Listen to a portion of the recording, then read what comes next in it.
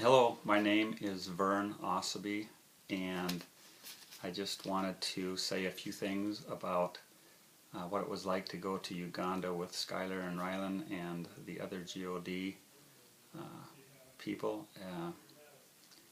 We had, it was a fabulous experience for me. First of all, it doesn't seem like I get to spend much time with my boys, so to have part of this 5-week experience in another country with them was tremendous.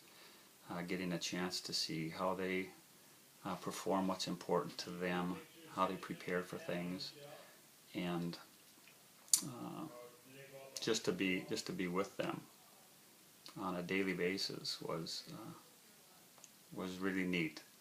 5 weeks is how long we were there, and that was a long stretch for me. First time around. It was like going back to 1950 in the States when I was a young boy. It just seemed like it brought me back to that kind of environment. The people that I've heard them talk about over the years, Peter and George and Francis and Lawrence and some of these people, to actually meet them, and Tom, to get an opportunity to chat with them and to see how loving they were.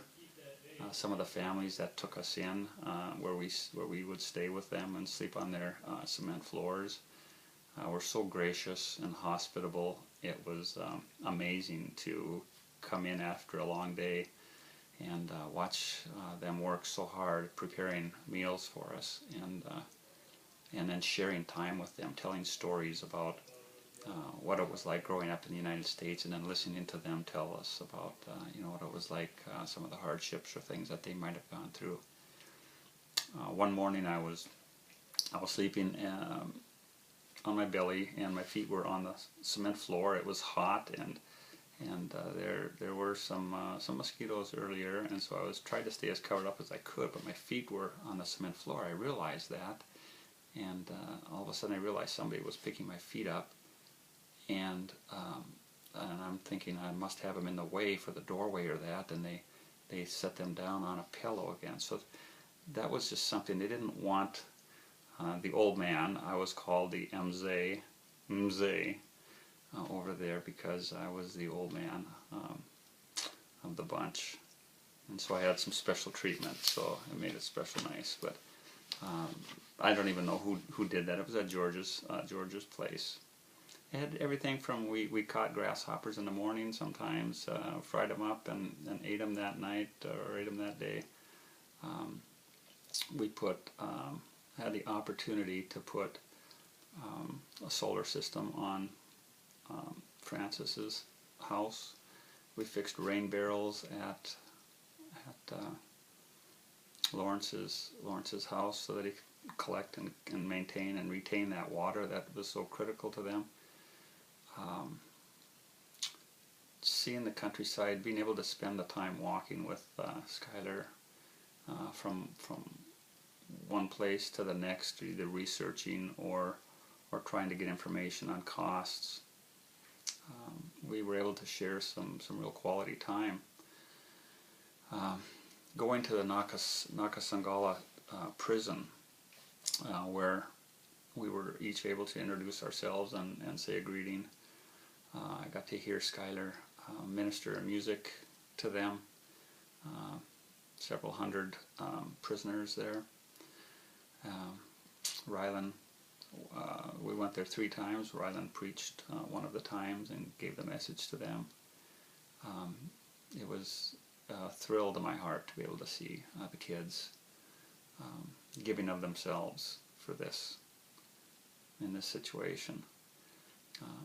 Then of course the cream was, the frosting on the cake was being able to watch these 2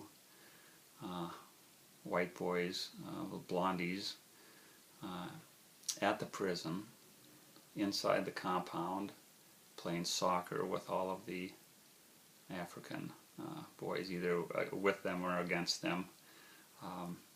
That was extremely exciting to see.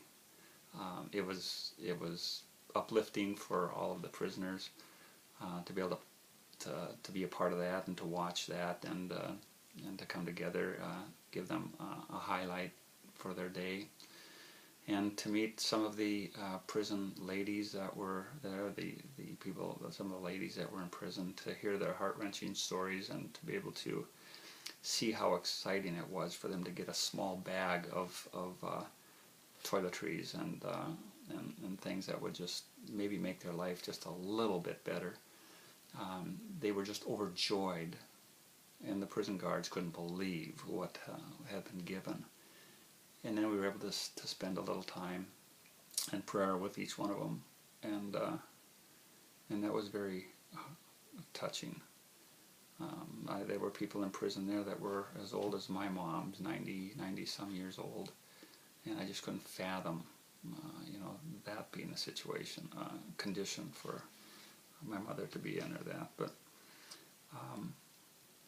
even to see the ministry work in and of itself with the African people there, that people that are supporting the African side of the ministry, Peter and Francis, to see the leadership that they have and the abilities that they have was tremendous.